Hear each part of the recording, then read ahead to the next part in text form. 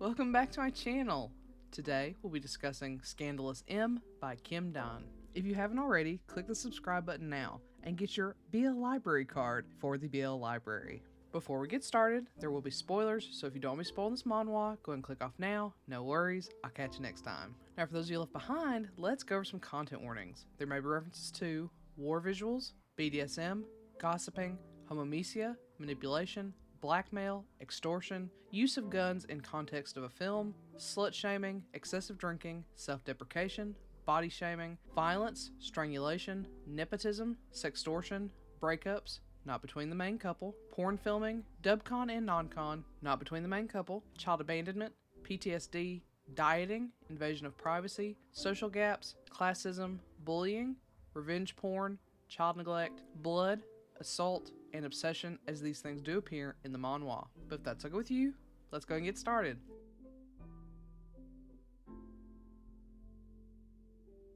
Chanbit is a superstar. He's a beloved actor at the top of his game. He exudes perfection, and everyone loves him because of that. What the world doesn't know, that Chanbit's longtime college friend and now manager, Baekhyun, knows is that Chanbit is gay, an insatiable sexual dynamo, and a masochist on top of that. Baekhyun does his best to fulfill these desires so that Chanbit doesn't risk his public image, but Chanbit frequently seeks satisfaction elsewhere. But what Chanbit doesn't know is that Baekhyun isn't just bothered by his sexual escapades because he's his manager. He hates it because Baekhyun is hopelessly in love with Chanbit. Chanbit can't fathom anyone loving him beyond the love his fans have for him, because of a traumatic relationship he had in college. That relationship also awakened in him a need to be dominated, and he generally enjoys BDSM. As a result, he spends a lot of his off time hunting for partners to satisfy his needs. So most of Chanbit and Baekhyun's relationship is spent with Baekhyun trying his best to protect and satisfy Chanbit while hiding his feelings, and Chanbit doing everything he can to keep a safe distance from love and romance, focusing entirely on sex. This tenuous relationship works until a new CEO is announced for Chanbit's agency. The new CEO is none other than Young-ga Do, the man who abandoned and traumatized Chanbit in college. So surely Young-ga isn't interested in Chanbit anymore,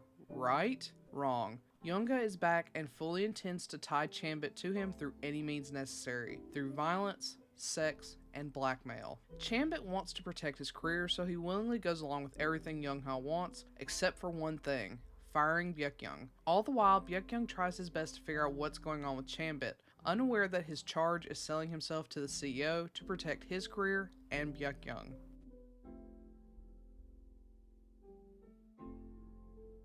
I know Chanbit is supposed to be the attractive actor, but he's probably the least attractive character for most of the series. This is primarily due to the very inconsistent art style. Baekhyun is much more attractive and slightly more consistent, but overall the art is just really rough. But that's not to say it's all bad. Thankfully, it does get better as we go along, but it can be a rough read for most of the series. It's sketchy, and characters, especially Chanbit, can look vastly different from panel to panel, but it does shine way later. Do I think the early art is worth reading through to see the later art? In some cases, yes. The uncensored sex is good early on with the poor art, but it is stunning towards the end. More than the art, I think the story is what will make it hard to say this is worth reading through to get to the better art at the end. Now that we're on the topic of the story, I like how it starts. Baekhyun and Chanbit are in college for acting and are very much opposites attract. Baekhyun is much more stoic and serious, while Chanbit is just a ball of light. We love that. Baekhyun ends up falling for his classmate and then takes a back seat in acting to support Chanbit instead, since Chanbit seems to have much more natural talent. There's tons of pining, as Baekhyun watches Chanbit do what he does best during the day, only to tumble with him in bed at night. I was all in at this point. I'm a big fan of hypersexual bottoms trying to run away from romance through no strings attached sex. I especially like that Chanbit hits on and beds Chai, his hairstylist,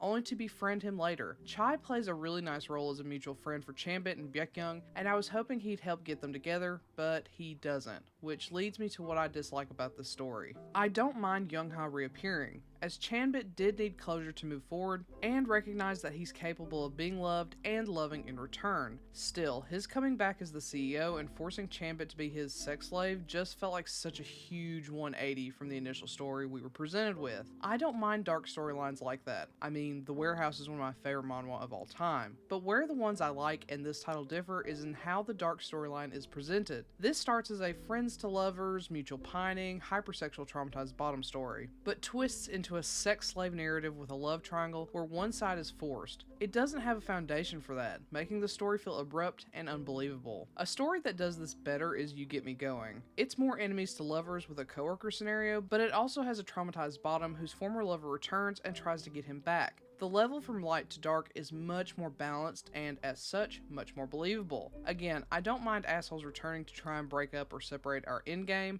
nor do I hate the darker elements they bring to a more lighthearted story, but the level of darkness has to match what was set up from the start, and this just doesn't have that. As much as I didn't like the main narrative, I did enjoy the side story after Chanbit and Baekhyun got together. I wish this had been the main storyline, as I think it makes much more sense. It isn't as dark and focuses on Baekhyun as the center point of the love triangle. I can appreciate Baekhyun quitting acting to support Chanbit, but it didn't make much sense to me. Thankfully, our rival, Young-hyuk, appears and agrees with me. He tries to break up Chanbit and Baekhyun by pretending to be a desperate actor, playing off of Baekhyun's kindness and off of Chanbit's insecurity. Unfortunately, the side story loses steam before it can shine. Once again, I really think this is the direction the story should have gone from the beginning, as it has just the right level of tension when compared to the sex slave narrative and is much more believable as a result. But then, within approximately 10 episodes, it ends, with Young-hyuk essentially just giving up after pining for years and years. It's very anticlimactic, and I'm even more disappointed that we don't see his nervous secretary, who's in love with him, finally jumping on Young-hyuk at the end. There was so much potential in this side story that was lost because it was relegated to a side story in favor of the darker main story.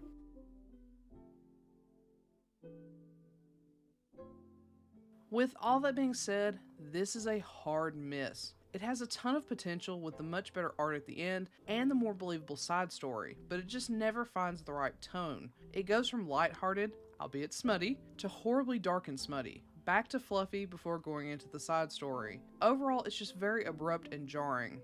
It was a tough read the first time and an even tougher reread for this review. I wouldn't recommend it. So, have you read Scandalous M? If so, what do you think? Do you agree with my assessment? Do you not? Let me know in comment below. Otherwise, I'll catch you next time. Bye!